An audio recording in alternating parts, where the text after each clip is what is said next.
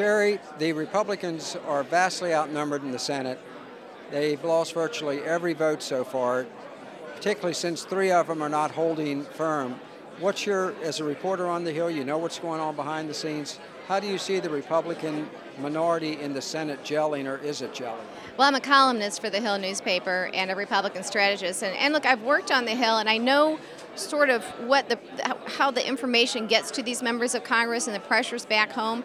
And it really is important for folks to contact their House member and their senators. I think that they need to hear from them, and I think we've seen the impact of that, particularly recently with the stimulus bill. Once people started learning what was in this huge piece of pork, they started getting concerned and angry, and they started calling and emailing their representatives, who then became more vocal. And I think that even though this thing passed, I think it was a win for conservatives, because we sort of got our guts back and found our voice again, where I think we lost it in terms of being fiscal conservatives in recent years. Now people want this again, and they see a real need for strong voices, and that's the trend that I see. I think while it's a huge challenge and we're pushing this huge boulder up a hill, I think people are energized. I think they get it. We've talked to several of the senators, Senator DeMint, Senator Coburn, several others. How do you see, in your talks with them and your interviews with them, how do you see the spirit of the Republicans in the Senate and in the House?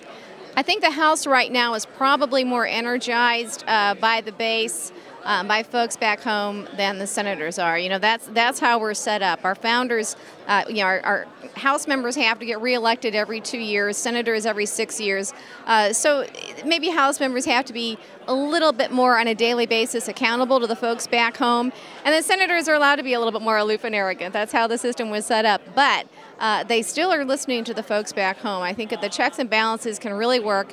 I even see the Obama White House responding to this. You know, he's sort of trying to adopt language that you might expect from Republicans. He knows he has to do this. Now, that doesn't mean his actions are going to follow suit.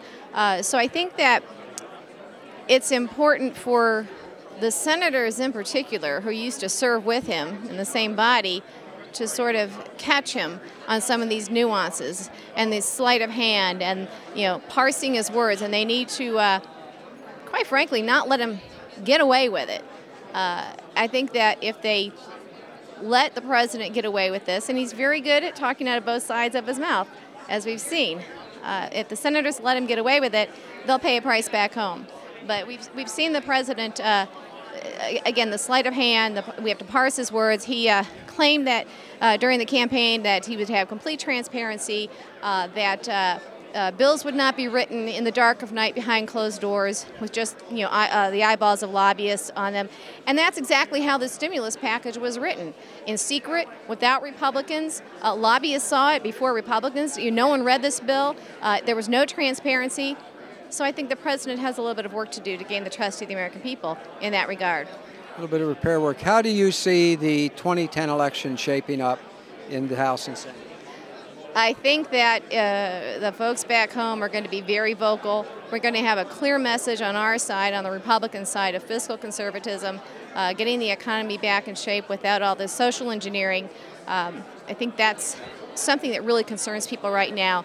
The bills that are being pushed through now have a lot of social engineering in them. They're trying to remake American society and using the economic crisis as the excuse to do that.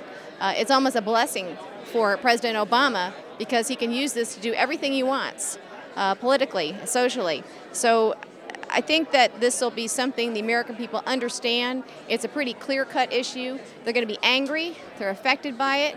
And I think they're going to demand accountability. And I find it hard to believe that the American people are willing to swallow this huge package and all this spending that Barack Obama's pushed through. He has spent more money as one individual than any human being in the history of the world. That's something. It is something. One more question. Money too, so. One more question. How do you see the 2012 presidential race shaping up? Do you have a horse in that race? It's way early for 2012. I think it's possible it can come from one of our governors. We have governors, obviously, that are questioning whether or not their state really wants to take this money from from Washington because of all the strings attached to it. That shows real courage. So we'll see how that plays out. And you even have a Democratic governor in Tennessee doing the same thing. So they know that type of courage and wisdom can take them a long way.